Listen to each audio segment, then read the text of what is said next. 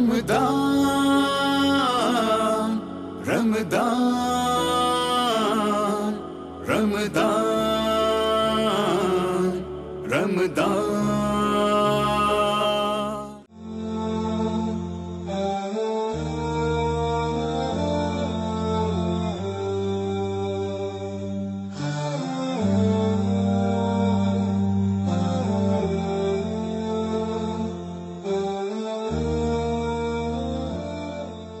انا انزلناه فی لیلۃ القدر وما ادراک ما لیلۃ القدر لیلۃ القدر خیر من الف شہر تنزل الملائکہ والروح فیہا باذن ربہم من کل امر سلام ہی حتی مطلع الفجر صدق اللہ العظیم۔ اللہم صلی علی محمد وعلی آل محمد کما صلیت علی ابراہیم وعلی آل ابراہیم انک حمید مجید۔ اللہم بارک علی محمد وعلی آل محمد کما بارکت علی ابراہیم وعلی آل ابراہیم انک حمید مجید۔ رب اشرح لی صدری ویسر لی امری واحلل عقدۃ من لسانی یفقہوا قولی۔ محترم ناظرین کرام، بزرگان دین اور میری عزیز ماؤں اور بہنوں، السلام علیکم ورحمۃ اللہ وبرکاتہ۔ میں آپ کا میزبان عبدالوہاب آپ کو پروگرام رحمت رمضان میں خوش آمدید کرتا ہوں۔ ناظرین، حضور اکرم صلی اللہ علیہ وسلم اپنے حجرے سے باہر تشریف لائے کہ آپ لیلۃ القدر کے بارے میں بتائیں کہ لیلۃ القدر کون سے رات میں ہے۔ آپ نے دیکھا کہ دو افراد آپس میں لڑ رہے ہیں، حضور اکرم صلی اللہ علیہ وسلم ان کی طرف متوجہ ہو گئے، ان کو چھڑوایا، ان کی لڑائی کو ختم کروایا، اور اس کے بعد اللہ کے رسول صلی اللہ علیہ وسلم نے ارشاد فرمایا کہ تم دونوں کے جھگڑے کی وجہ سے لیلۃ القدر کا جو تعین تھا کہ کس رات میں شب قدر ہوتی ہے وہ اس کو مجھ سے بھلوا دیا گیا، اور پھر آپ نے فرمایا اسی میں ہی اللہ کی بہتری ہے، اسی میں ہی خیر ہے۔ ناظرین، میں لیلۃ القدر کے حوالے سے گفتگو نہیں کر رہا، میں اس جھگڑے کے حوالے سے گفتگو کر رہا ہوں کہ یہ جھگڑا جو ہے اس سے پھر حضور نے تو یہ فرمایا نا کہ کتنی یہ چلو اسی میں کوئی خیر ہے، لیکن اتنی بڑی نعمت اور اتنی بڑی فضیلت جو امت کو عطا ہونی تھی وہ جھگڑے کی وجہ سے نہیں عطا ہوئی۔ تو اس سے علماء نے ایک بات بیان کی ہے کہ جھگڑا خیروں کے آنے سے روک دیتا ہے، خیروں کے نزول سے مانع ہوتا ہے، یعنی جھگڑا جو ہے وہ تباہ کر دیتا ہے، اس کے ذریعے سے خیروں کا وجود ختم ہو جاتا ہے۔ تو ناظرین، آج اگر ہم دیکھتے ہیں، اگر ہم انفرادی زندگی میں دیکھیں اپنی اور اجتماعی طور پر امت کا حال دیکھیں تو ہمارے سامنے صورتحال ہے کہ آج امت محمد صلی اللہ علیہ وسلم جو خیروں کے نزول سے جو مانع ہے، جو سب سے بڑا سبب ہے وہ ہے آپس کا جھگڑا۔ اسی طرح سے آپ خاندانوں کے اندر بھی دیکھ سکتے ہیں کہ خاندانوں کے اندر تباہی اور بربادی ہوتی ہے، اس کا سبب کیا بنتا ہے؟ اس کا سبب جو ہے وہ جھگڑا بنتا ہے۔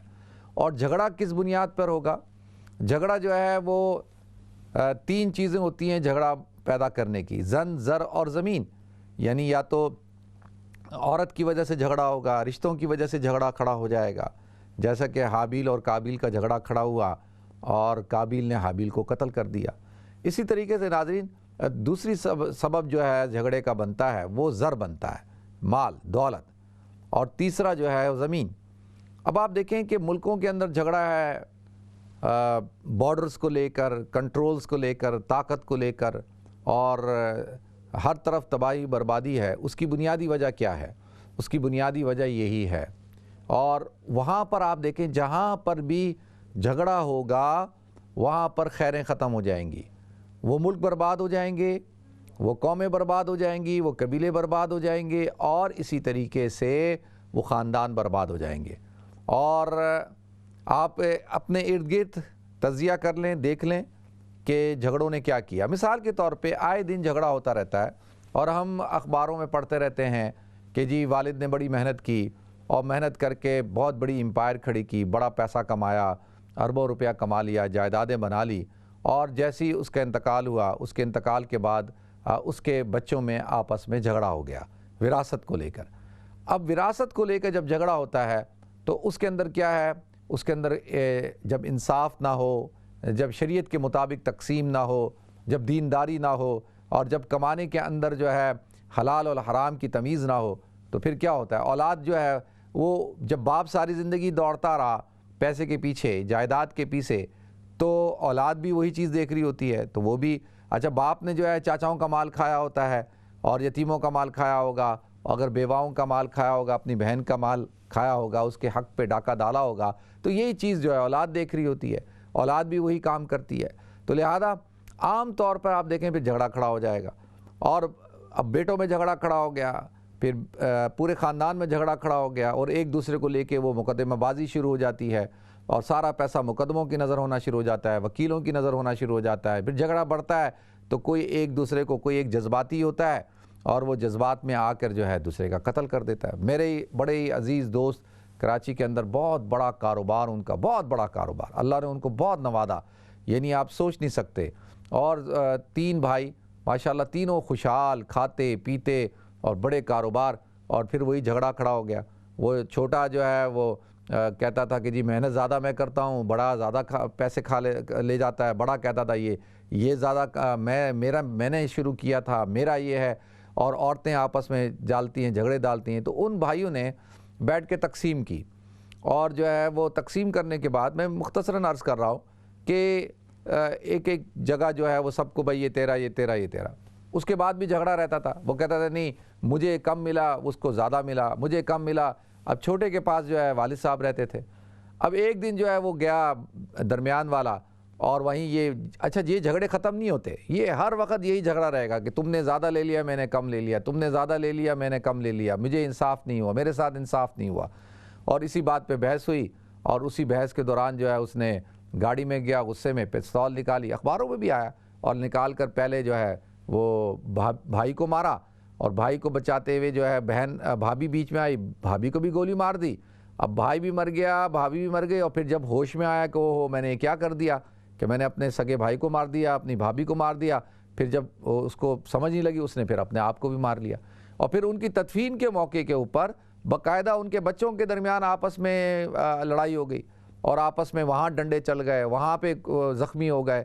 اب آپ دیکھیں کہ یہ ایسا جھگڑا کھڑا کیا ہے کہ جو نسلوں چلے گا، کیونکہ اب جو قتل ہو گئے ہیں اور انسان چلے گئے، تو اب وہ اس کا تو کوئی نعم البدل ہو نہیں سکتا نا بھئی، انسان تو چلا گیا، اب اس کا مال کا نقصان تو پورا کیا جا سکتا ہے، لیکن جان کا نقصان تو نہیں پورا کیا جا سکتا۔ ایسے کئی واقعات آپ روزانہ آپ خبروں میں سنتے ہیں، دیکھتے ہیں، اخباروں میں پڑھتے ہیں، اور جگہ اگر آپ چلے جائیں پاکستان کی کورٹوں میں اور دنیا کے مختلف ممالک میں، تو آپ کو یہی جھگڑے سب سے زیادہ دیوانی مقدمات نظر آئیں گے، اور ان کو میں کہتا ہوں یہ دیوانی مقدمات انسانوں کو دیوانہ کر دیتے ہیں، پاگل کر دیتے ہیں، اور یہ ختم نہیں ہوتے۔ تو لہذا اب یہ کیا جھگڑا ہے، اب اس جھگڑے سے خاندان برباد، بڑی بڑے کاروبار ہوتے ہیں، بڑی بڑی انڈسٹریاں ہوتی ہیں، آپس کے جھگڑوں سے ختم ہو جاتی ہیں، کوئی ایک جو ہے وہ کامیاب ہو جاتا ہے، باقی سارے رل جاتے ہیں، یا سارے رل جاتے ہیں۔ تو لہذا ناظرین، آپس کا جو جھگڑا ہے کوشش کی جائے اس کو ختم کیا جائے، اور اس کو کیسے ختم کیا جا سکتا ہے؟ اب سوال یہ اٹھتا ہے کہ بھئی جھگڑا ہوگا، اس کو ختم کیسے کریں گے؟ دیکھیں، پہلے تو میں آپ سے گزارش کروں کہ رمضان مبارک کا مہینہ انسان کی پیوریفیکیشن کا مہینہ ہے، اور اس کی سیلف روحانیت کو سیلف پیوریفیکیشن کرتا ہے، کہ اس کو پیوریفائی کرتا ہے کہ بھئی انسان صاف ستھرا ہو جائے اندر سے۔ یہ ساری چیزیں جو کھڑی ہوتی ہیں، جھگڑے کھڑے ہوتے ہیں، اس کی بنیاد کیا ہوتی ہے؟ اس کی بنیاد لالچ ہے، خود غرضی ہے، انا پرستی ہے، اور تکبر ہے، غصہ ہے۔ اب دیکھیں یہ ساری چیزیں ہیں۔ اب روزہ انسان کے اندر اگر یہ ٹریننگ دیتا ہے، اس کی تربیت کرتا ہے کہ بھئی اگر تم اپنے غصے کو کنٹرول کرو، اپنے جذبات پہ کنٹرول کرو، اپنی خواہش پہ کنٹرول کرو، ابھی مجھے کتنی بھوک لگ رہی ہے لیکن مجھے کھانا نہیں کھانا، مجھے کتنی پیاس لگ رہی ہے، میرا گلا خشک ہو رہا ہے کہ بھئی میں ایک کپ چائے پی لوں، سر میں درد ہو رہا ہے، نہیں پینا بھئی، برداشت کرو۔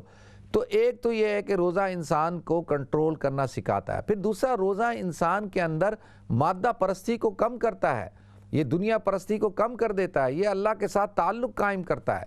دیکھیں، تو اگر رمضان سے ہماری یہ ٹریننگ نہ ہو اور ہم اپنے آپ پر کنٹرول کرنا نہ سیکھیں، تو اس کا مطلب یہ ہے کہ پھر تو یہ کوئی فائدہ نہ ہوا روزہ رکھنے کا۔ بھئی روزہ رکھنے کا کیا فائدہ ہوا کہ جب ہمیں کہتے ہیں کہ انسان کا اصل دشمن کون ہے؟ انسان کا اصل دشمن اس کا نفس ہے، اور جس انسان نے، وہ کہتے ہیں اصل ڈیول جو ہے شیطان، وہ اس کے اندر ہے، اور اس نے اپنے اس شیطان کو بھی قبضہ کنٹرول کرنا ہے۔ جو شیاطین ہیں وہ تو قید ہو گئے، لیکن آپ کے اندر کا تو آپ کے ساتھ ہے، یہ تو اس کو بھی تو قید کرنا ہے۔ تو اس کو کیسے قید کریں گے؟ تو لہذا ناظرین یہ جو دوڑ ہے نا، یہ جو مال کمانے کی دوڑ، میں آپ سے صحیح گزارش کروں، یعنی جو میں جس نچوڑ پہ پہنچا ہوں اور جس نچوڑ پہ اولیاء کرام بھی پہنچے ہیں، وہ یہ ہے کہ انسان کی زندگی کے لیے اس کو کیا چیز چاہیے ہوتی ہے؟ ایک گھر چاہیے ہوتا ہے، حضور نے فرمایا عافیت والا گھر ہو، ہوادار گھر ہو، ایسا گھر ہو کہ جس کے اندر کوئی مہمان آئے تو وہ اس کو ٹھہرا سکے، اور بڑا کشادہ گھر ہو، اور اتنا چھوٹا نہ ہو کہ اس کے اندر انسان گھٹ کے ختم ہو جائے۔ ایسا گھر ایک آپ کے پاس ہے، یہ بہت بڑی نعمت ہے اللہ کی طرف سے۔ پھر اس کے بعد دوسری چیز کیا ہے کہ اگر آپ کا شریک حیات اچھا ہے، آپ کی بیوی اچھی ہے، آپ کا شوہر اچھا ہے، اور وہ آپ سے محبت کرتا ہے، آپ کا خیال رکھتا ہے، آپ کو لک آفٹر کرتا ہے، آپ کی بیوی دیندار ہے، آپ کا شوہر دیندار ہے، تو یہ بہت بڑی نعمت ہے۔ پھر اللہ نے اگر آپ کو اولاد دے دی ہے تو یہ بھی اللہ کی طرف سے ایک بہت بڑا انعام ہے۔ اچھا، اب انسان کے پاس گھر ہو گیا، اچھا شریک حیات ہو گیا، پھر اس کے بعد ناظرین تیسری چیز کیا ہے؟ تیسری چیز یہ ہے کہ اگر اس کے بعد اچھی سواری ہے، وہ سواری جو اس کو تنگ نہیں کرتی، جو اس کو پریشان نہیں کرتی، اور وہ ہر جگہ موقع پر اس کو پہنچا دیتی ہے، اور یہ بھی خوش قسمتی ہے، اللہ کی طرف سے ایک نعمت ہے۔ پھر ناظرین اس کے بعد ایک کاروبار انسان کے پاس ہو، ایک اچھی جاب ہو، ایک کاروبار ہو، اور اس سے اس کی ضروریات پوری ہوتی ہوں، بس یہ انسان کی زندگی کے لیے کافی ہے۔ یہ جو میں اور آپ جو زندگی گزار رہے ہیں نا، زیادہ سے زیادہ یہ روزے کے اصول کے خلاف ہے، یہ رمضان کے فلسفے کے خلاف ہے کہ بس ہر وقت تمنا ہے اور زیادہ ہو۔ جیسے ناظرین آتا ہے کہ بنی اسرائیل کا ایک شخص تھا، اس کے پاس وہ بڑا بزرگ اللہ کا ولی تھا، اور اس کو اللہ تعالیٰ نے یہ ایک کرامت عطا کی تھی کہ وہ مٹی پہ ہاتھ رکھتا تو مٹی سونے کی بن جاتی، پتھر پہ ہاتھ رکھتا تو پتھر سونے کا بن جاتا، لیکن وہ نہ یہ کام کرتا تھا، وہ اللہ کرتا تھا، ذکر کرتا تھا، اللہ کا ولی تھا۔ تو ایک شخص اس کے آ کے اس کے ساتھ رہنا شروع ہو گیا، رہتا رہا، کئی سال تک اس کی خدمت کرتا رہا۔ اب ایک دن جو بزرگ تھے انہوں نے خوش ہو کے کہا، بھائی تو نے اتنے سال میری خدمت کی ہے، کیا مانگتا ہے، تجھے کیا چاہیے؟ اب دیکھیں اس نے کہا کہ جی مجھے یہ چاہیے کہ یہ جو آپ کو اللہ تعالیٰ نے کرامت دی ہے، یہ جو پہاڑ ہے ایک، یہ آپ میرے لیے سونے کا بنا دیں۔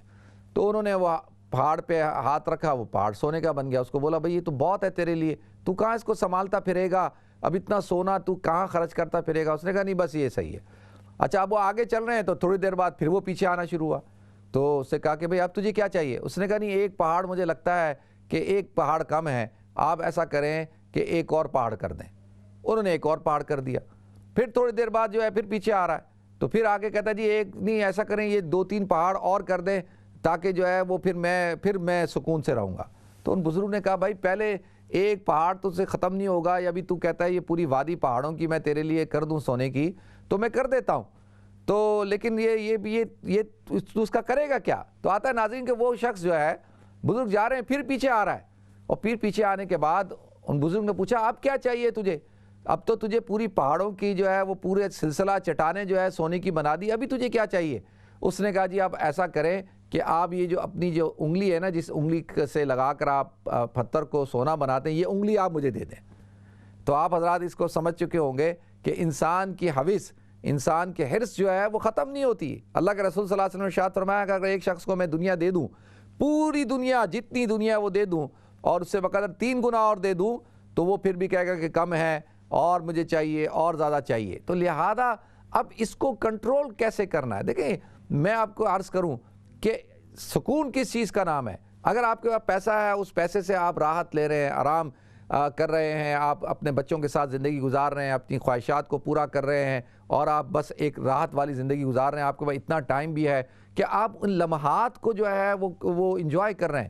اگر آپ ان لمحات کو انجوائے نہیں کر رہے اور پیسے کی دوڑ میں آپ اتنا آگے نکل گئے ہیں کہ آپ کے پاس وقت ہی نہیں ہے اپنی فیملی کے ساتھ بیٹھنے کا، اپنے دوستوں کے ساتھ بیٹھنے کا، اور اس پیسے کو خرچ کرنے کا، تو لہذا مجھے بتائیں کہ یہ پھر پیسہ کس کام کا؟ تو یہ پھر پیسہ بعد والوں کے لیے کیا بنے گا؟ آزمائش بن جائے گا، آپ کے لیے بھی آزمائش بنے گا۔ انما اموالکم و اولادکم فتنہ جو کہا گیا ہے، وہ کیوں کہا گیا ہے؟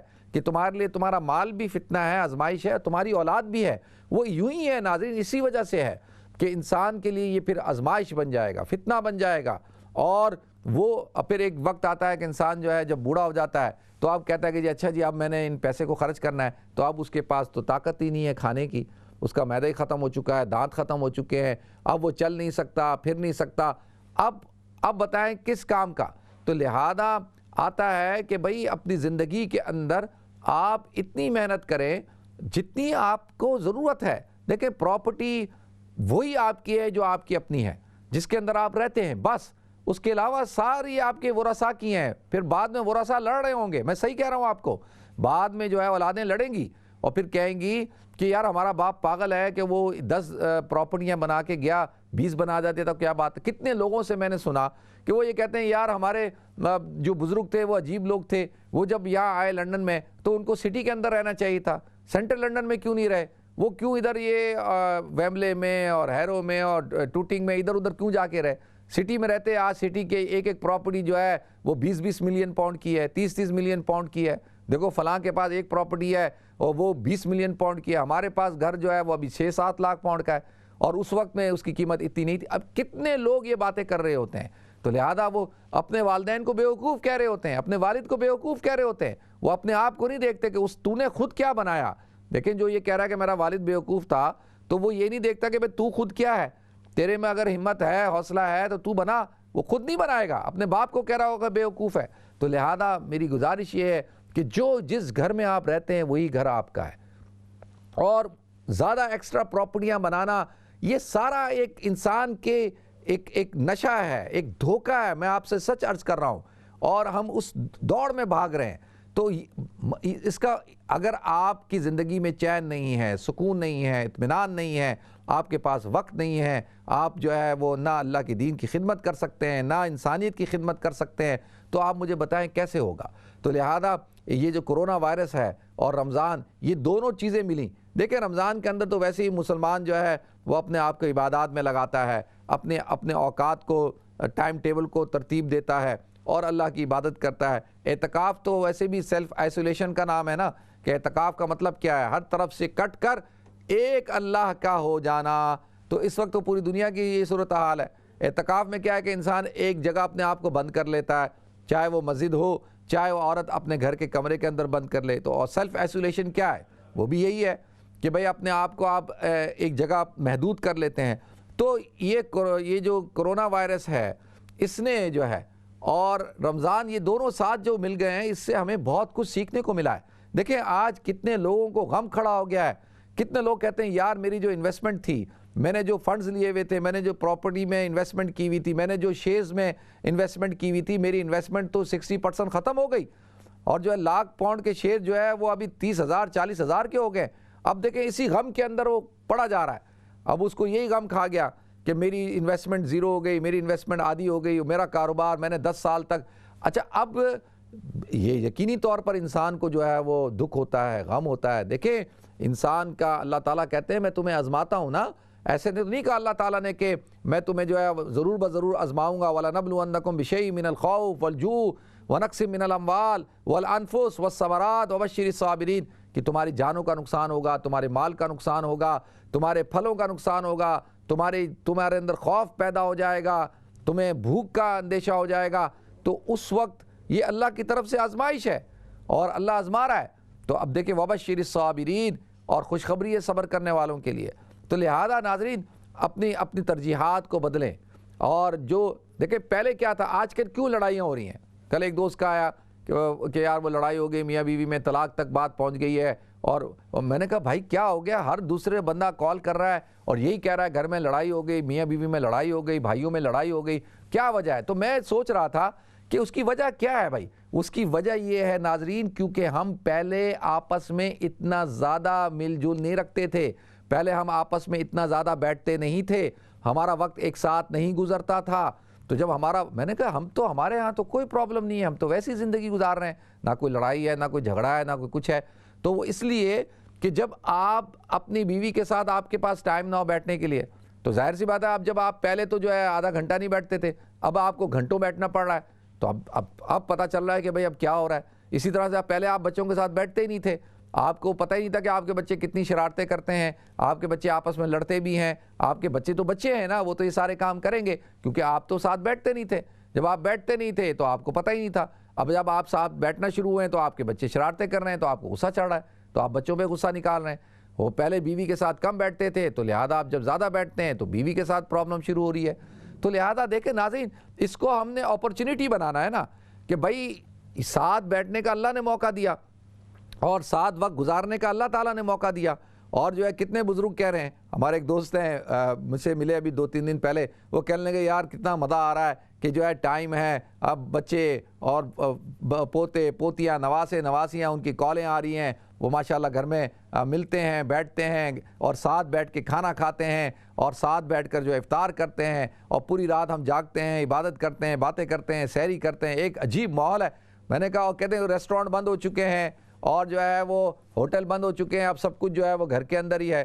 تو لہذا دیکھیں یہ اصل زندگی تھی جس کو ہم نے چھوڑ دیا تھا اور ہم ایک آرٹیفیشل زندگی کی طرف جا رہے تھے, اور وہ آرٹیفیشل زندگی تو آرٹیفیشل ہوتی ہے, تو لہذا اس کو تو ختم ہونا ہی تھا. تو لہذا اب گزارش یہ ہے کہ اپنی چیزوں پہ, اپنے احساسات جذبات پر رمضان کہتا ہے, روزہ کہتا ہے کنٹرول کرو. تو ہم نے کنٹرول کرنا ہے. اگر ہم یہ سب چیزیں کر لیں گے تو پھر اسی کو تو اللہ کا ولی کہا جاتا ہے. دیکھیں متقی کون ہوتا ہے, اللہ کا ولی کون ہوتا ہے, کہ جس کا اپنے خیالات پہ, جذبات پہ, اپنی شہوت پہ, اپنی نگاہوں پہ, اپنی شرمگاہ پہ, اپنے ہاتھوں پہ, زبان پہ, ہر چیز پہ کنٹرول ہوتا ہے. وہ ایسے نہیں کہ دیکھیں یہاں پہ آپ کو شراب جگہ جگہ مل رہی ہے اور آپ نہیں پی رہے نا, یہی تو اصل بات ہے. اور جہاں نہیں ملتی وہاں پینا, وہاں پہ نہیں پینا تو کوئی کمال کی بات نہیں ہے. تو لہذا یہ ہے اصل رمضان کا فلسفہ, کہ رمضان انسان کو چاہتا ہے کہ انسان ایک متقی پرہیزگار شخص بن جائے, ایسا شخص بن جائے کہ جو اللہ کا محبوب ہو اور جو ہر آن ہر گھڑی. دیکھیں اللہ تعالیٰ کہتا ہے کہ دیکھو تم مجھے یاد کرو, تم میرے سے محبت کرو, مجھے یاد رکھو, میرے حکموں کی پابندی کرو, تو تم جہاں چاہو گے مجھے پاؤ گے, جہاں چاہو گے مجھے پاؤ گے. تم مشکل میں ہوگے تو میں تمہارے سامنے ہوں گا, تم آسانی میں ہوگے تو میں تمہارے سامنے ہوں گا. تو اب اسی کو تو رمضان کہتے ہیں, اسی کو تو روزہ کہتے ہیں. روزے کا مطلب ہی کیا ہے, کتب علیکم الصیام کما کتب علی الذین من قبلکم لعلکم تتقون, تاکہ تم متقی بن جاؤ. تو لہذا یہ تقوی, اسی چیز کا نام ہے تقوی, کہ انسان جو ہے اس کی زندگی ایک رنگی زندگی. متقی مومن آدمی وہ ہوتا ہے کہ جو اس کا ظاہر ہے وہی اس کا باطن ہے, اور وہ کوئی دوغلی پالیسیاں اس کے اندر نہیں ہوتی, کوئی حسد نہیں ہوتا, کوئی جیلسی نہیں ہوتی, کوئی کسی قسم کا بغض نہیں رکھتا, وہ دشمنی نہیں رکھتا, وہ صاف دل رہتا ہے, اور پھر وہ چین اور سکون اور اطمینان کی زندگی گزارتا ہے. اس کو کسی قسم کا کوئی خوف بھی نہیں ہوتا, وہ کسی قسم کا کوئی ڈپریشن بھی نہیں ہوتا. فضول کی لوگوں سے نفرتیں پال لیں, فضول کی ناراضگیاں پال لیں, فضول کے غصے لے کے چل رہے ہوں. دیکھیں نا بھائی ہیں آپس میں فضول کے غصے لے کے چل رہے ہیں, چھوٹی چھوٹی باتوں پہ ناراض ہیں, بھائی سے ناراض ہے, بہنوں سے ناراض ہیں, آپس میں ناراضگیاں پالی ہوئی ہیں, اور رشتوں کو لے کے ناراضگیاں پال لی. بچوں کی شادیاں بھی ہو گئی ہیں اور ان کے بچے بھی ہو گئے ہیں, لیکن وہ جی مجھے اس نے رشتہ نہیں دیا تھا, اور میرے بیٹے کو اس نے ریفیوز کیا تھا, اور یہ ساری باتیں یہ کوئی پڑھے لکھے لوگوں کی باتیں نہیں ہوتی ہیں. یہ اس سے پتہ چلتا ہے کہ ہم شریعت سے کتنا دور ہیں اور قرآن کی تعلیمات سے, دین کی تعلیمات سے کتنا دور ہیں. تو اللہ تعالیٰ مجھے بھی توفیق عطا فرمائے.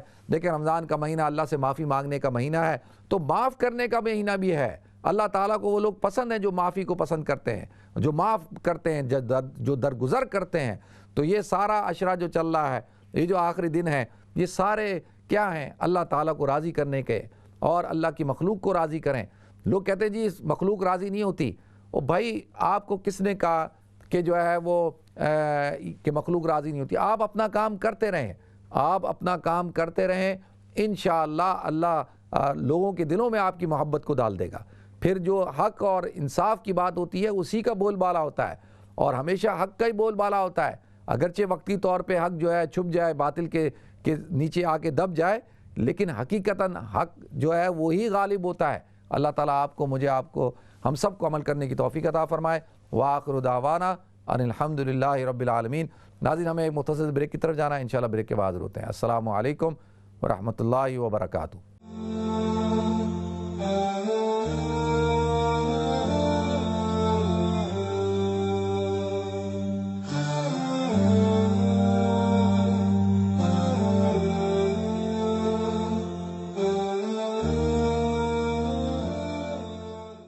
بسم اللہ الرحمن الرحیم. السلام علیکم ورحمۃ اللہ وبرکاتہ. ناظرین آپ کو ایک دفعہ پھر پروگرام رحمت رمضان میں خوش آمدید کرتا ہوں.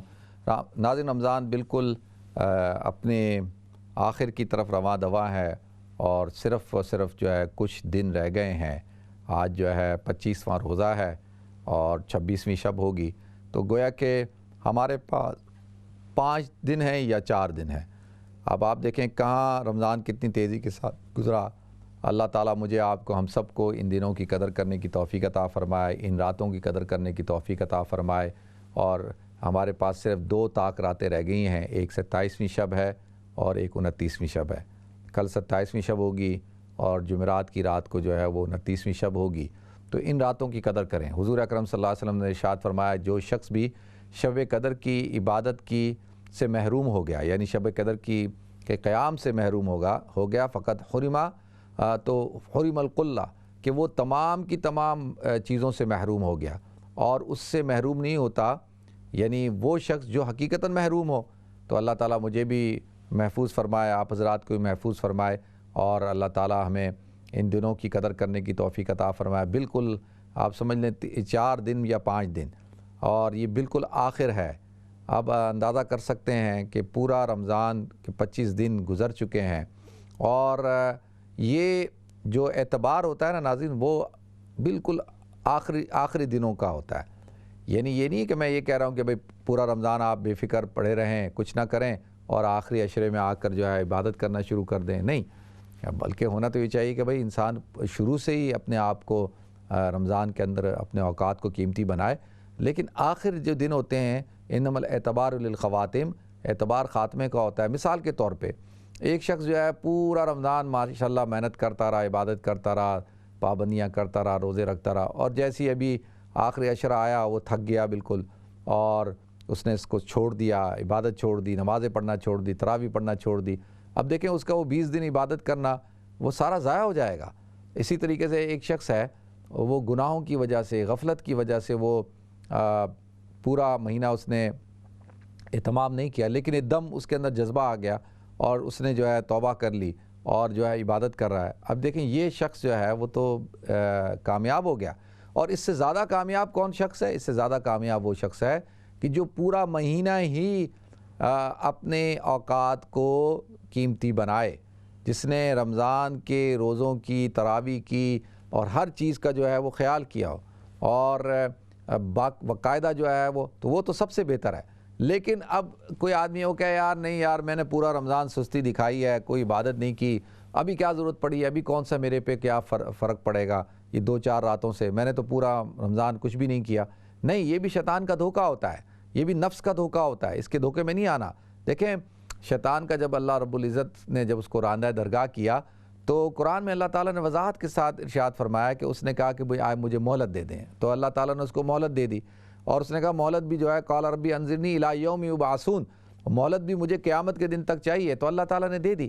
تو پھر اس نے کہا کہ میں اس حضرت انسان کو جس کی وجہ سے میں راندہ درگاہ ہوا ہوں، میں اس کو بہکاؤں گا، کہا کہ اللہ تیری عزت کی قسم، تیرے جلال کی قسم، میں اس کو گمراہ کرتا رہوں گا، میں اس کو جو ہے اس کے اندر وسوسے ڈالتا رہوں گا۔ تو اللہ رب العزت نے بھی ارشاد فرمایا میری عزت کی قسم، میرے جلال کی قسم، جب تک یہ بندہ گناہ کرتا رہے گا اور توبہ کرتا رہے گا میں بھی اس کی توبہ کو قبول کرتا رہوں گا۔ اب دیکھیں اللہ تعالیٰ، ایک شخص ہے وہ سے گناہ ہو جاتا ہے اور گناہ ہونے کے بعد وہ توبہ کرتا ہے، تو اللہ کہتے ہیں کہ اگرچہ مجھے پتہ ہے کہ بھئی اس نے گناہ کیا اور پھر یہ توبہ کر رہا ہے اور یہ دوبارہ گناہ کرے گا، تو پھر بھی اللہ اس کو معاف کر دیتے ہیں۔ تو کیوں؟ وہ اس لیے اللہ فرماتے ہیں کہ چلو کم سے کم اس کو یہ تو پتہ ہے کہ توبہ کس سے کرنی ہے، اس کا کم سے کم یہ تو یقین ہے کہ میں ہوں، میرے ہونے کا تو یقین ہے اس کو، یہ مجھ سے ہی تو معافی مانگ رہا ہے۔ اب دیکھیں یہ کتنا پیارا انداز ہے، اور اللہ تعالیٰ ہم سے کتنی محبت کرتا ہے، اور اسی محبت کی وجہ سے تو یہ آخری عشرے کی طاق راتیں بھی ملی۔ حضور اکرم صلی اللہ علیہ وسلم نے کہا یا اللہ میری امت کی لوگوں کی عمریں کم ہوں گی، اور بنی اسرائیل کے جو 4 اشخاص کے بارے میں آتا ہے 80 سال تک عبادت کی انہوں نے، تو اللہ تعالیٰ نے حضور کی دلجوئی کے لیے اس امت پہ کرم کر دیا۔ اس امت کے اوپر یہ لیلۃ القدر بھی اس امت کی خصوصیت ہے، یعنی یہ جو شب قدر کی جو راتیں ہیں، یہ آخری عشرے کی طاق راتیں ہیں، یہ بھی اللہ کی طرف سے اس امت پر جو ہے وہ ایک اس امت کی خصوصیت ہے، کسی اور امت کو اللہ تعالیٰ نے یہ خصوصیت عطا نہیں کی۔ تو اللہ تعالیٰ آپ حضرات کو اپنے حفظ و امان میں رکھے اور اللہ برکت عطا فرمائے اور ان راتوں کی قدر کرنے کی توفیق عطا فرمائے، ان ایام کی قدر کرنے کی توفیق عطا فرمائے۔ دیکھتے ہیں ہمارے ساتھ کالر کون ہے۔ السلام علیکم۔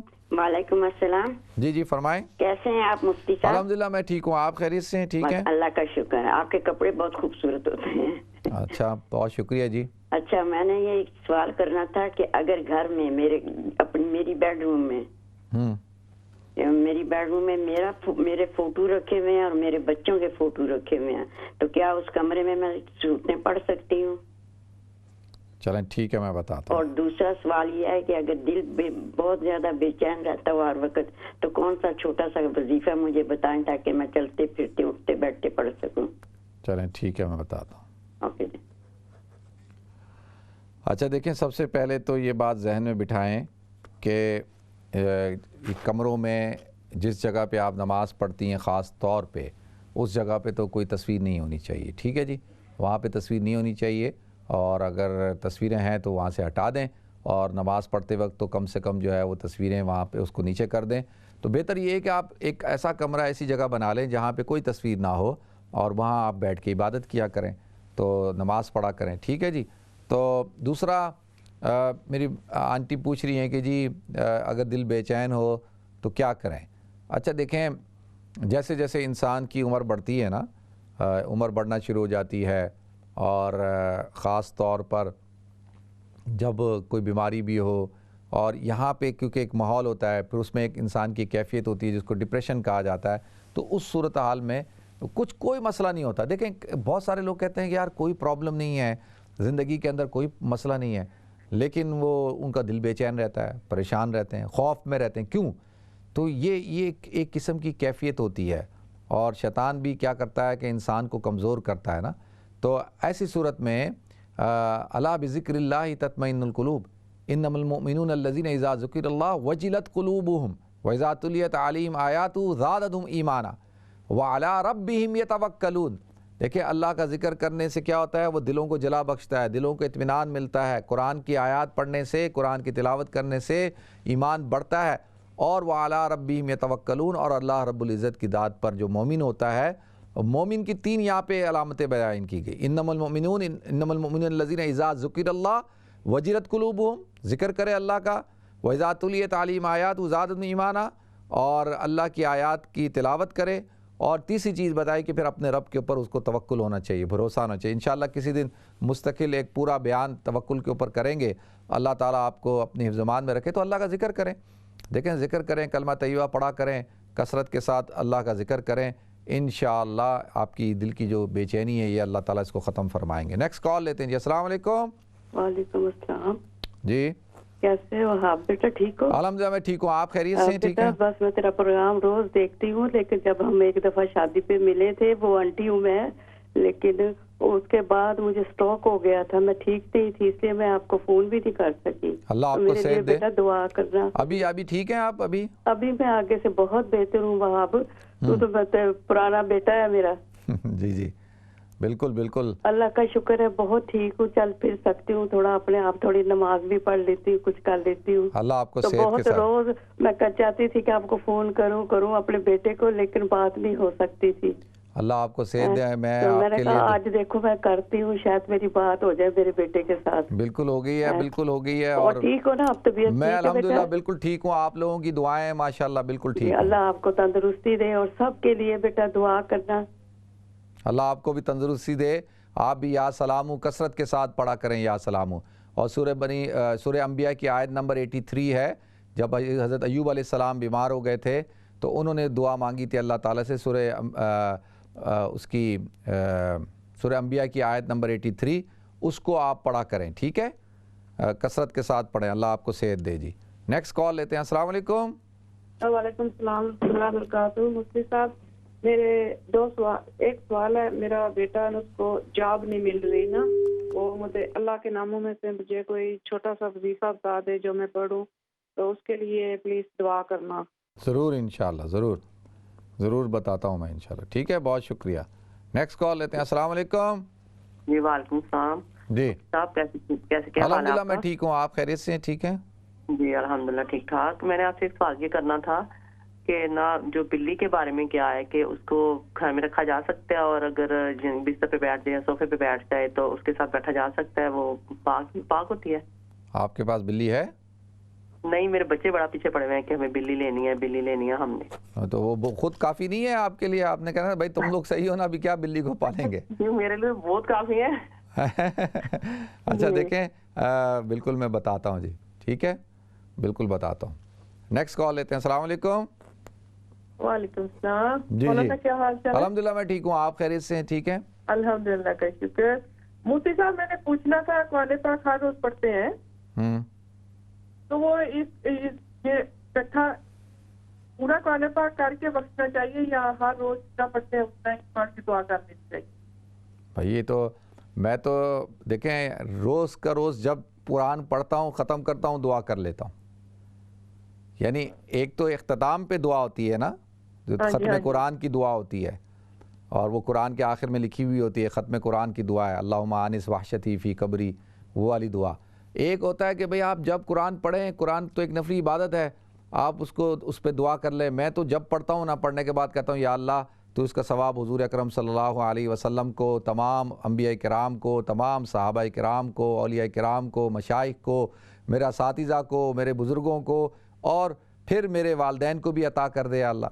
تو میں تو روز دعا کرتا ہوں جی جب بھی. اور ہم نے اپنے اساتذہ کو دیکھا کہ وہ قرآن ختم کر کے، بس یہ نہیں کہ باقاعدہ آپ ہاتھ اٹھا کے دل میں نیت کر لیں، دعا کر لیں، ٹھیک ہے جی.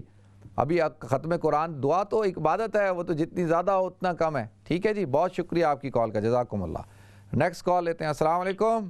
السلام علیکم جی مفتی صاحب، میرا نام اظہر ہے. جی جی، میں نے 2 سوال پوچھنے ہیں. ایک تو یہ فطرانہ کے بارے میں کہ میں یہاں پہ لندن میں رہ رہا ہوں اور میری باقی فیملی پاکستان میں ہے، تو ہم فطرانہ یعنی کہ وہ میرا دے سکتے ہیں؟ اچھا نہیں، ایک تو یہ مجھے بتائیں کہ جو سورس آف انکم آپ کی جو فیملی کی وہ آپ ہیں یا وہاں بھی کوئی ایسا کوئی کام یا کوئی کچھ کرتا ہے کوئی؟ نہیں میں ہی ہوں سورس آف انکم. میرا بڑا بیٹا ہے، وہ یعنی کہ تھوڑی بہت ہیلپ کرتا ہے، پر مین میں ہی ہوں. اچھا مین جب آپ ہیں، بڑا بیٹا اگر اس کی تھوڑی بہت انکم ہے تو وہ تو اپنا فطرانہ وہاں کے حساب سے دے دے گا، اور آپ کو دینا ہوگا یہاں سے جہاں کے حساب سے آپ کی انکم ہے.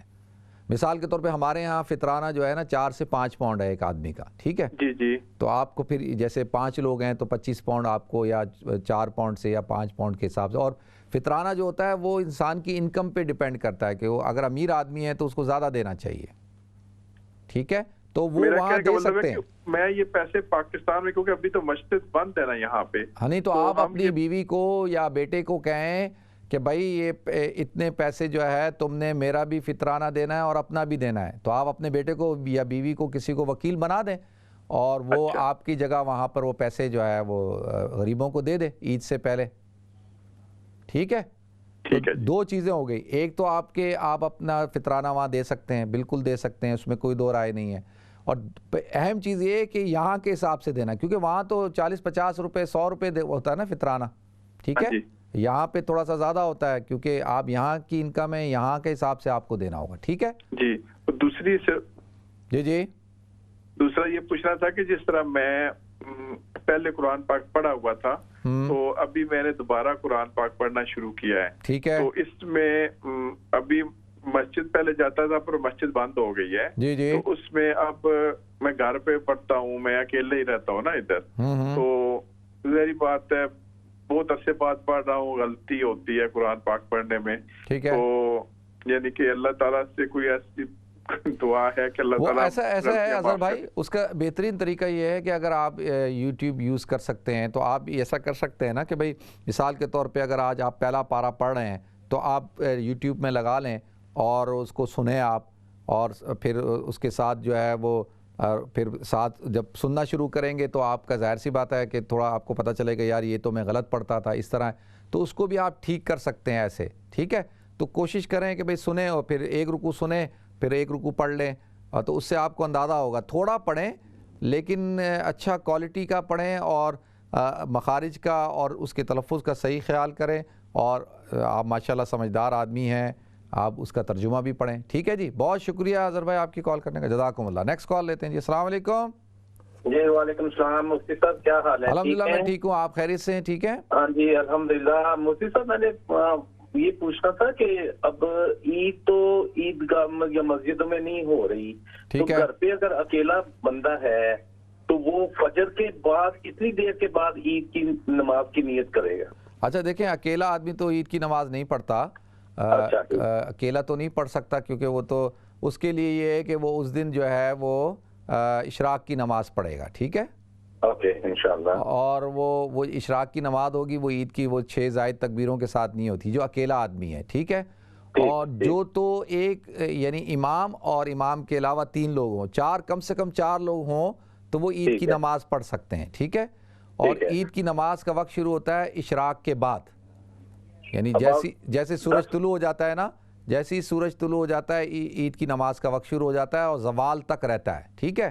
تو مثال کے طور پہ زوال ہو رہی ہے آج کل جو ہے وہ 12:30 1 بجے یا 12:30 بجے ہو رہی ہے، تو اس سے پہلے آپ عید کی نماز اگر ایک امام اور 3 مقتدی ہوں بالغ تو پھر آپ پڑھ سکتے ہیں، اور اس کا طریقہ کار میں ابھی بتا دیتا ہوں، ٹھیک ہے؟ اور باہر پڑھ سکتے ہیں، گارڈن میں پڑھ سکتے ہیں، گھر میں پڑھ سکتے ہیں، یہ خاص حالات کے لیے میں بتاتا ہوں، ٹھیک ہے؟ اکیلا آدمی عید کی نماز نہیں پڑھے گا، اکیلا آدمی اس دن جو ہے چاش کی نماز پڑھے گا، اور وہ کیونکہ وہ عید کی نماز کے لیے جماعت کا ہونا ضروری ہے۔ نیکسٹ کال لیتے ہیں جی۔ السلام علیکم۔ السلام علیکم۔ وعلیکم السلام، مفتی صاحب کیا حال ہے؟ ٹھیک ہے؟ الحمدللہ میں ٹھیک ہوں، آپ خیریت سے ہیں؟ ٹھیک ہیں، اللہ کا شکر ہے، کرم ہے۔ تو مجھے ایک سوال پوچھنا تھا آپ سے۔ جی۔ اچھا، جیسے یہ کوئی آدمی دنیا سے چلا جائے اس کے لیے قرآن پاک پڑھتے ہیں، یا ویسے کوئی قرآن پاک کا جیسے ختم ہوتا ہے تو ہم لوگ کہتے ہیں فیملی میں یا فرینڈز میں کہ فلاں آدمی کو کہا کہ اتنے سپارے پڑھ دیں، یا فلاں کو کہا اتنے پڑھ دیں، تو یہ قرآن پاک جیسے ترتیب سے نازل ہوا ہے اس حساب سے پڑھنے چاہیے؟ کچھ لوگ آگے سے کہہ دیتے ہیں جی ہمیں فلاں سپارہ دے دو ہم وہ پڑھ دیں گے، کچھ سپارے چھوٹے ہیں، کچھ لمبے ہیں، کچھ آسان ہے، تو اس میں کوئی تھوڑی آپ اگر چلو ٹھیک ہے، میں بتاتا ہوں آپ کو، ٹھیک ہے؟ بہت شکریہ آپ کی کال کا، جزاکم اللہ۔ نیکسٹ کال لیتے ہیں۔ السلام علیکم۔ وعلیکم السلام۔ جی فرمائیں جی۔ فرمایا میں فجر نماز پڑھنے تھا، فجر نماز تو پہلے نفل کو پڑھی سکنے ہیں؟ اب نہیں، فجر جس ویلے فجر دا وقت ہو جاتا ہے نا اس ویلے تسی صرف فجر کی نماز اور 2 رکعت سنتیں پڑھ سکتے ہو، بس نفل نہیں پڑھ سکتے، ٹھیک ہے؟ تو نفل جڑا ہے نا تہجد وقت پڑھنا ہوتا ہے۔ بہت شکریہ آپ کی کال کا۔ اچھا دیکھیں، میرے بھائی نے سوال پوچھا ہے کہ ایصال ثواب کے حوالے سے کہ بھئی قرآن پڑھتے ہیں اور پھر قرآن خوانی کرتے ہیں، پھر پارے تقسیم کرتے ہیں، تو کیا یہ کرنا جائز ہے؟ دیکھیں، سب سے پہلی بات آپ حضرات اپنے ذہن میں بٹھا لیں کہ قرآن کوئی ختم کی کتاب نہیں ہے، قرآن کوئی قرآن خوانیوں کی اور دکان کھل گئی اور دکان کی برکت کے لیے، فیکٹریوں کے لیے، اور جو ہے وہ انتقال کر گئے تو قرآن خوانی کر لو، یہ اس مقصد کے لیے تو نازل نہیں ہوئی ہے۔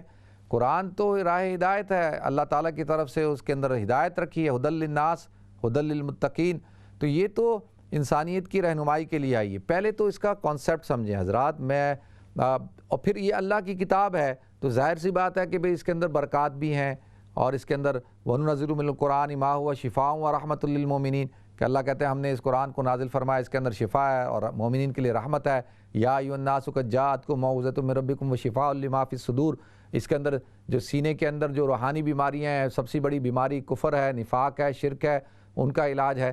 تو لہذا اصل تو مقصد قرآن کا یہ ہے، اور پھر ضمناً جو ہے وہ قرآن ظاہر سی بات ہے کہ بھئی برکت بھی اس سے حاصل ہوتی ہے، ثواب بھی اس سے حاصل ہوتا ہے، وہ اصل چیز نہیں ہے، وہ ثانوی چیز ہیں۔ آج کیا ہو گیا کہ وہ اصل بن گئی ہیں اور جو اصل ہے وہ ثانوی حیثیت اختیار کر گیا ہے، تو لہذا اس کو ہمیں سمجھنے کی ضرورت ہے۔ اور باقی قرآن کو ختم کرنا ضروری نہیں ہے، بھئی آپ جو جس کو پڑھنا ہے پڑھ لے، جتنا پڑھنا ہے پڑھ لے، اچھی طرح سے پڑھ لے، ٹھیک ہے، اس کا ثواب کر دے، ایصال ثواب کر دے، لیکن ختم کا مطلب یہ ہوتا ہے کہ زیادہ پڑھا گیا، زیادہ پڑھا کرنے کا مطلب ہے کہ زیادہ الفاظ ادا کیے، زیادہ الفاظ کا مطلب ہے کہ زیادہ نیکیاں ملی ہیں، تو لہذا اس اعتبار سے تو چلو ٹھیک ہے، لیکن اس طرح سے کرنا نہیں چاہیے۔ باقی اگر کوئی کر لیتا ہے بھئی اپنے طور پہ قرآن پڑھ لے اور پڑھنے کے بعد بخش دے، یہ بھی کوئی اس میں کوئی برائی نہیں ہے۔ اگر کوئی خود سے کہہ دے کہ ٹھیک ہے کہ میں 4واں پارہ پڑھ لوں گا، وہ کہہ کہ میں 8واں پڑھ لوں گا، وہ بھی ٹھیک ہے، اس میں کیا ہے، لیکن یہ بات ذہن میں رکھیں کہ بھئی قرآن کا کہ نزول کا مقصد کیا ہے۔ اور دوسرا، عید کی نماز کے حوالے سے پوچھا ہے کہ دیکھیں میں بہت سارے لوگ سوال پوچھ رہے ہیں بھئی عید کی نماز کا کیا ہوگا. دیکھیں عید کی نماز کے لیے پہلے تو عید کی نماز جو ہے وہ جو بڑی بڑی عیدگاہ ہوتی ہے، میدان ہوتے ہیں، وہاں پہ پڑھنی چاہیے، پارکوں میں پڑھنی چاہیے. گھروں میں تو عید کی نماز نہیں پڑھنی چاہیے کیونکہ اس میں اذن عام نہیں ہوتا. اذن عام سمجھتے ہیں؟ اذن عام کا مطلب یہ ہے کہ ہر آدمی اس میں شامل نہیں ہو سکتا، تو اس کی ایک شرط ہوتی ہے. لیکن ان حالات کے اندر اب کیا کریں بھائی؟ ان حالات کے اندر ماشاءاللہ آپ کے جو بیک یارڈ گارڈن ہے آپ اس میں ایک پڑھیں. جو ساتھ والا گارڈن ہے وہ بھی بالکل ملا ہوا ہوتا ہے. کچھ لوگ اگر آپ کے پڑوسی مسلمان ہیں تو وہ اس میں کھڑے ہو جائیں تو سوشل ڈسٹنس بھی ہو جائے گا اور عید کی نماز بھی ہو جائے گی. تو عید کی نماز جو ہے وہ اشراق کے بعد ہوتی ہے. جیسے ہی اشراق کا وقت ہوتا ہے تو عید کی نماز پڑھی جاتی ہے. اور عید کی نماز کے لیے کوئی اذان نہیں دی جاتی، کوئی اقامت نہیں دی جاتی. عید کی نماز کی نیت کرنی ہوتی ہے 6 زائد تکبیروں کے، 6 زائد تکبیروں کی نیت کرنی ہوگی. اور پھر اس کے ساتھ جو ہے یعنی نماز ختم ہو جانے کے بعد خطبہ ہوگا. اب خطبہ کہہ گئے جی مجھے خطبہ نہیں آتا. دیکھیں خطبہ کیا ہے؟ خطبہ یہ ہے کہ آپ پہلے ہی اس میں پڑھ لیں الحمدللہ رب العالمین سورہ فاتحہ پڑھ لیں، یا اس کے بعد درود شریف پڑھ لیں، اور اس کے بعد سورہ اخلاص پڑھ لیں. یہ پہلا خطبہ ہو گیا آپ کا، ٹھیک ہے. دوسرے خطبے میں پھر سورہ فاتحہ پڑھ لیں اور پھر اس کے بعد سورہ جو عصر پڑھیں، والعصر ان الانسان لفی خسر، درود شریف پڑھ لیں اور دعا کر لیں. جو بھی آپ کو دعا یاد ہے زبانی، ربنا آتنا فی الدنیا حسنہ وفی الآخرۃ حسنہ، جو بھی آپ کو عربی کی دعائیں یاد ہیں اور وہ دعا کر لیں آپ. یہ آپ کا دوسرا خطبہ ہو گیا، ٹھیک ہے. تو اور اس کی جو 6 زائد تکبیر ہوتے ہیں، پہلی تکبیر کہہ کے اللہ اکبر کہہ کے آپ نے ہاتھ باندھنا ہوتا ہے اور ثنا پڑھنی ہوتی ہے، ٹھیک ہے. پھر اس کے بعد دوسری تکبیر کہہ کے آپ نے ہاتھ چھوڑنا ہے، پھر تیسری تکبیر کہہ کے آپ نے ہاتھ چھوڑنا ہے، پھر آپ نے تکبیر کہہ کے ہاتھ چھوڑنا ہے. 3 تکبیروں میں آپ نے ہاتھ چھوڑ کے چوتھی تکبیر میں پھر آپ نے ہاتھ باندھ لینا ہے، ٹھیک ہے. اور اس کے بعد سورہ فاتحہ اور آپ نے کوئی بھی سورت پڑھنی ہے، جو بھی سورت آپ کو یاد ہے. پھر آپ نے رکوع کرنا ہے، سجدہ کرنا ہے، اور پھر یہ پہلی رکعت ہو گئی. دوسری رکعت میں آپ نے کھڑا ہونا ہے، پہلے تلاوت کرنی ہے، سورہ فاتحہ پڑھنی ہے، کوئی بھی سورت پڑھنی ہے. پھر اس کے بعد اللہ اکبر کہہ کے 1 دفعہ ہاتھ چھوڑیں، پھر اللہ اکبر کہہ کے 2 دفعہ ہاتھ چھوڑیں، پھر اللہ اکبر کہہ کے 3 دفعہ ہاتھ چھوڑیں، اور پھر چوتھی دفعہ اللہ اکبر کہتے ہوئے کیا کریں؟ رکوع میں چلے جائیں، ٹھیک ہے. اب یہ نماز ختم ہو گئی. نماز کے بعد آپ کھڑے ہو جائیں اور جیسے میں نے عرض کیا کہ سورہ فاتحہ پڑھ لیں اور پھر درود شریف پڑھ لیں، سورہ اخلاص پڑھ لیں. یہ پہلا خطبہ ہو گیا. دوسرے خطبے میں بھی سورہ فاتحہ پڑھ لیں. جن کو الحمدللہ رب العالمین والعاقبۃ للمتقین والصلاۃ والسلام یہ نہیں آتی تو وہ سورہ فاتحہ پڑھ لیں، کوئی سورت پڑھ لیں، سورہ اخلاص پڑھ لیں اور درود شریف پڑھ لیں. اور جو دعا یاد ہو معاف کیجیے گا، جو دعا یاد ہو آپ کو عربی میں وہ دعا کر لیں. تو یہ آپ کی عید کی نماز ہو گئی، ٹھیک ہے. اور بس اگر اور اس کے لیے شرط یہ ہے کہ امام کے علاوہ 3 بالغ لوگ ہوں، یعنی امام اور 3 اور لوگ بھی ہوں ساتھ میں.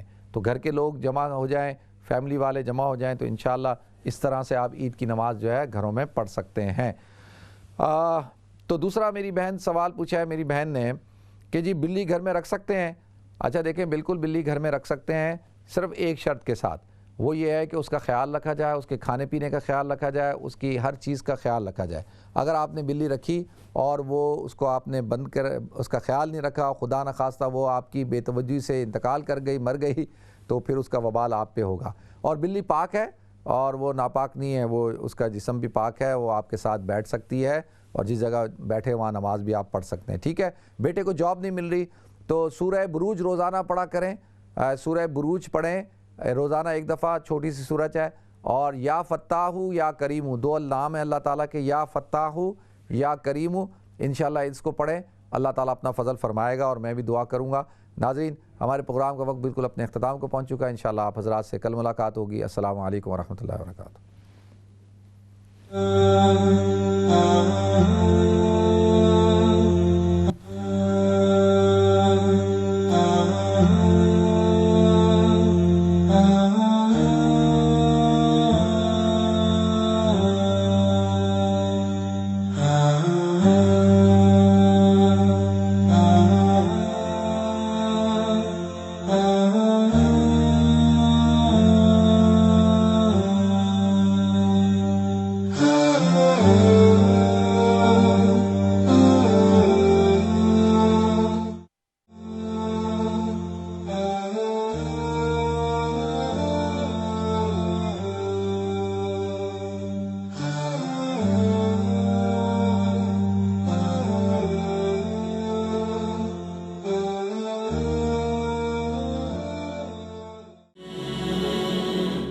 رمضان